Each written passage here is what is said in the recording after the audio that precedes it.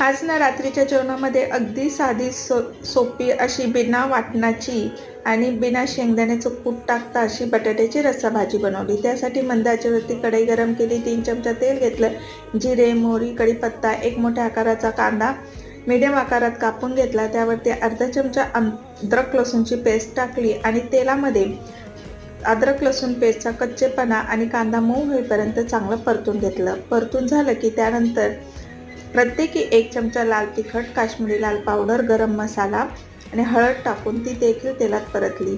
मी medium आकाराचे 3 बटाटे शिजवून घेतले होते। एक बटाटा अशा प्रकारे हाताने कुस्करून घ्यायचे आणि बाकीच्या 2 बटाट्याच्या अशा फोडी केल्या, त्यावरती चवीपुरतं मीठ टाकलं, ते देखील तेलामध्ये छान परतून घ्यायचं आणि आता आपल्याला जेवढा रस्सा हवा आहे त्यानुसार गरम पाणी त्यामध्ये टाकून घ्यायची।